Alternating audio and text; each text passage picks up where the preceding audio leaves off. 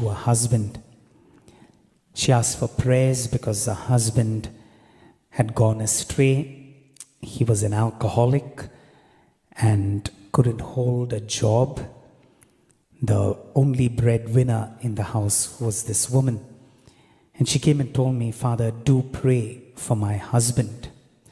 But even as she said, pray for my husband, in the same breath, she also said, but I really don't think it will be of any use.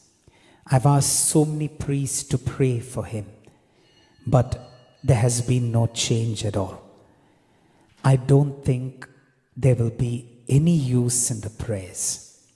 And I found it very strange that she asked for prayers, and at the same time, she didn't believe that this kind of a person can change. The more I spoke to her, the more convinced she seemed to be that he's never going to change. And remember meeting this person once again for a retreat, and she told me the same thing. Father, do pray for my husband. And I asked, have you seen any change? She said, no, Father, don't expect any change.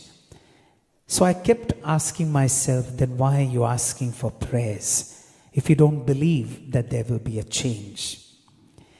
When you don't believe that there will be change, you actually don't believe in the power of God to change a human person.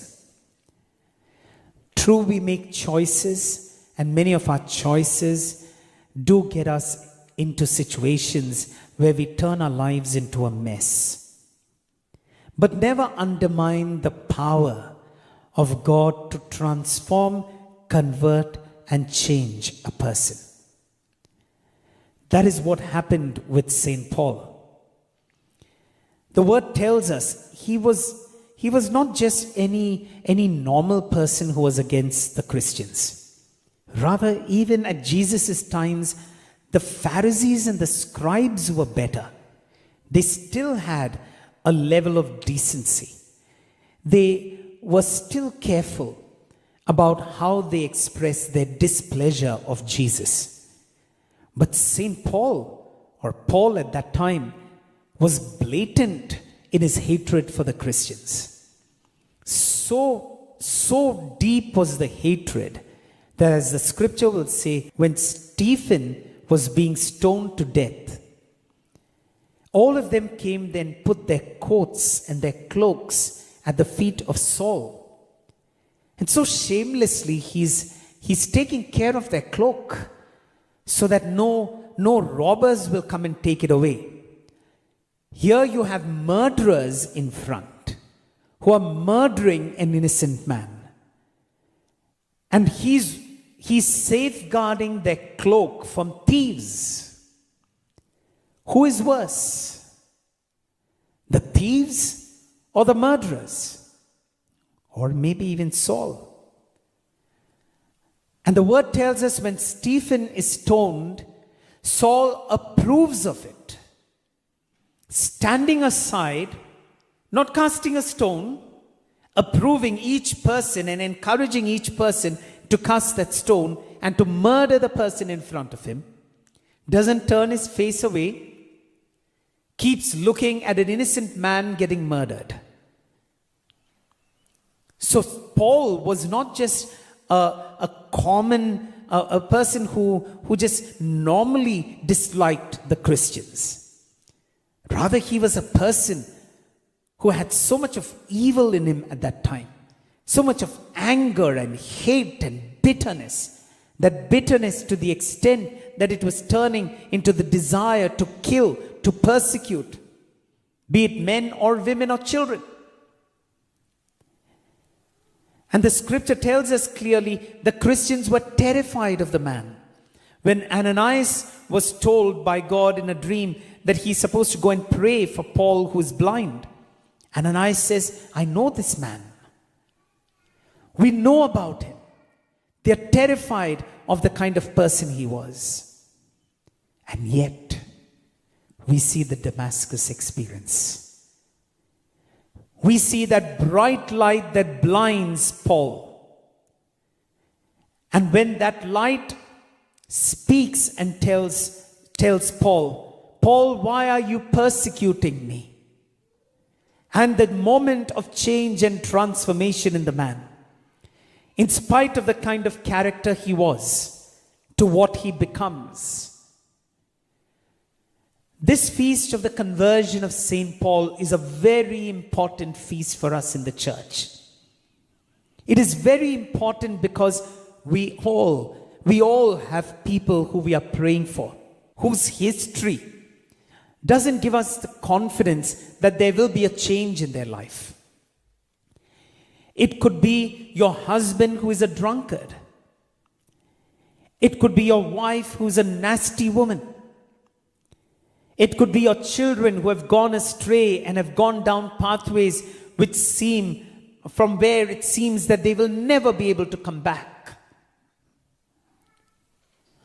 Maybe looking at their history, it doesn't give you any confidence that any change is going to take place in them. Maybe it makes you feel disappointed in even the power of prayer, because I don't see changes. I don't see transformation. All that I get to hear and all that I get to see are things that are sinful, that are destructive. These people will never change. Like that wife told me, Father, pray, but I don't believe anything's going to happen.